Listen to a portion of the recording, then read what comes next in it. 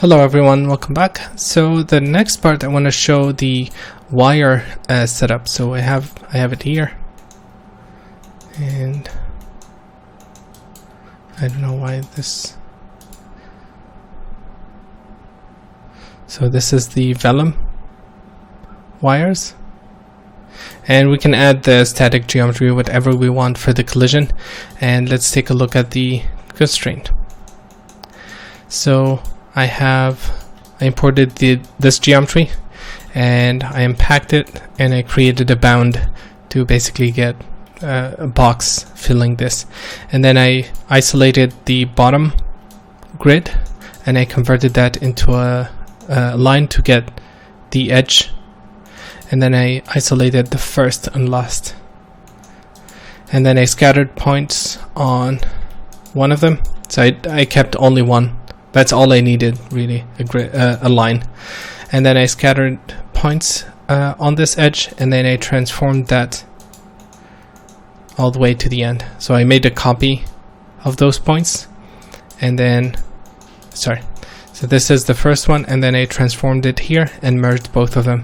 So I get the same points here and here, and then using an add node set to ID, which I created here, ID equal ptnum, I created wires. So that's how I get the lines. Okay, I'll move them down a bit so there's not so much intersection, and then I used a resample node to add more points, and then using an expression I wanted to randomly select points, and here I'm using this expression, random at element num is less than 0.04. So we're basically grouping 0.054 points. The percentage is 0.054 of this geometry, and then I'm creating groups for the corners because I want to pin those. And the same idea like we did before, we want to break the lines on those points so that I give it a chance to break and get teared apart, because if we don't do that, then the line will never break, and we don't want that. And the last thing is, you can see here the breaking points are also in the corners groups, and I don't want that, so I'm gonna update the break group and remove any points that is in the corner. So you can see now I removed that, and then using a polycut, or we can do an polycut, we are now breaking the line. So if we compare this, we have 20 polygons, here we have 236, and now we've broken it onto a long, you can see it here. So that's how we separated the edges. And then I'm gonna create a hair geometry, so not cloth, and we're gonna use hair. That's for the wires, and I'm setting points to pin. So the points to pin are these.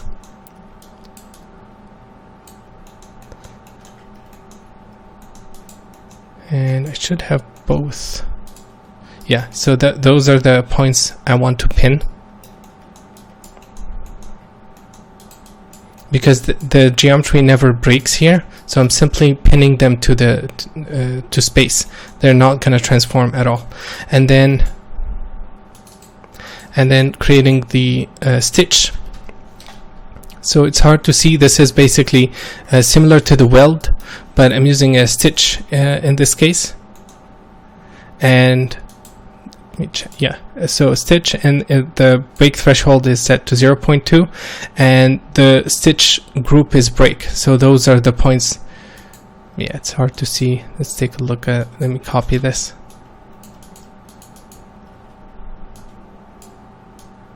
Yeah, I can see for some reason. But basically we're creating constraints between the points,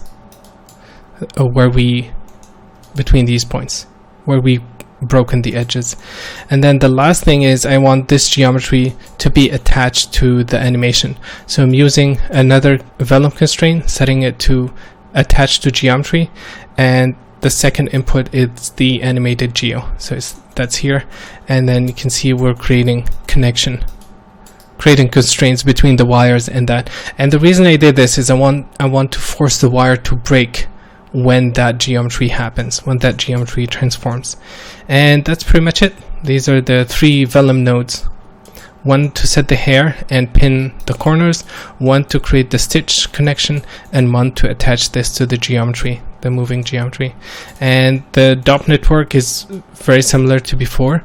Vellum object, a wire pointing to the geometry and constraints. And I believe this is for the Kong geometry here, but it's giving me an error. I'm not sure why, so it's fine for now. We can import any geometry we want, like we did with the cloth. And then if I hit play, you can see it's working.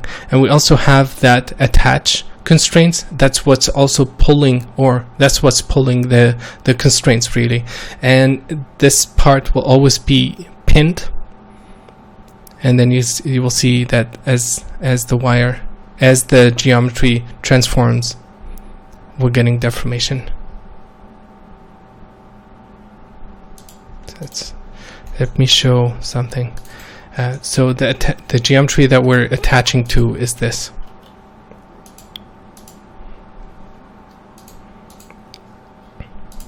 It's these bricks. So if the wires are attached there.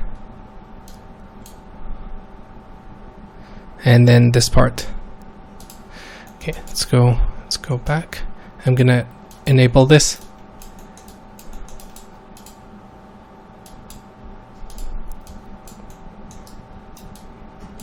Oh, come on.